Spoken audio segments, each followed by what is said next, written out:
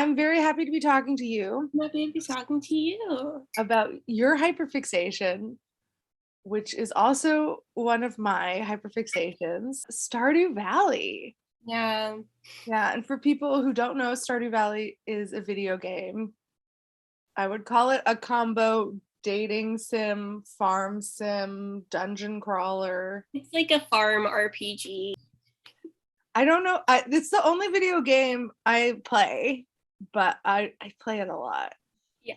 It's very easy to get sucked in, and I have realized in the last few weeks that I'm back in a hyperfixation where I'm shirking so many other things I could be working on in pursuit of a 100% perfect farm, which is not something I knew existed until I started watching Stardew Valley YouTube, which is also a thing that I'm a part of now.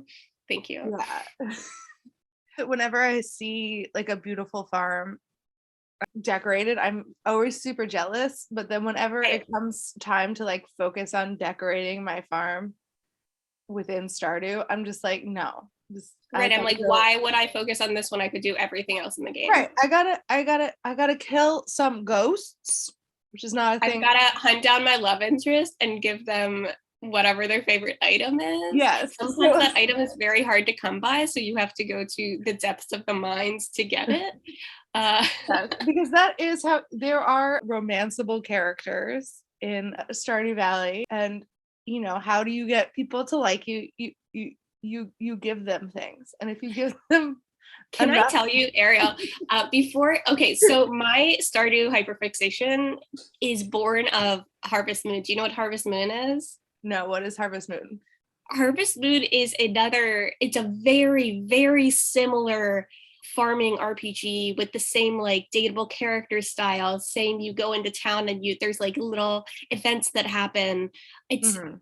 it's very similar, but I discovered it on the PS2 in high school, Okay. and I was hyper fixated on that then. But I only had it for PS2, and then I moved on to the Wii was my next system, and it didn't. The ones on the Wii weren't as good, and I've never found a like good enough version of Harvest Moon that made me as excited as the first version I played. I can't Okay. remember the name of it. It was like something about homecoming, back to the homeland or something. Like a Spider-Man title. Right. No Way Home is what I keep wanting to say, and then I'm like, no, that's a Spider-Man movie. But then someone recommended Stardew Valley to me, and it had just made an iOS app when I had moved to New York, and I like dived right in. People had been recommending Animal Crossing to me for years, and I was like, oh, I don't want to get a Switch. I don't want to. So I dived right into iOS, Stardew Valley, and it's changed my life. But anyways, the whole reason I brought this up is you were talking about giving gifts. The way you get a love interest in the game and make friends in the game is giving gifts to people. In Mhm. high school, the person who introduced me to Harvest Moon ended up being my boyfriend.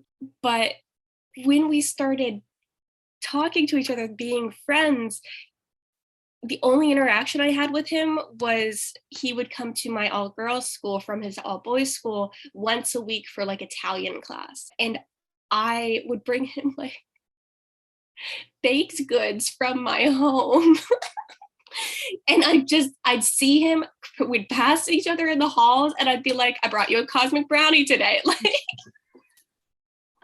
and then when we became friends, I realized he lived close to me. So like some days I'd like walk to his house and I'd bring like a little Tony's frozen pizza from my refrigerator. This is before I played any of these games. This is my love language.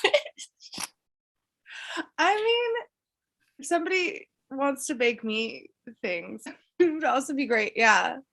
Right.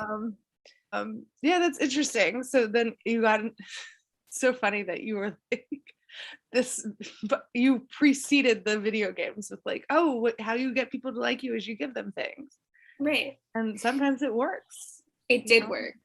Yeah.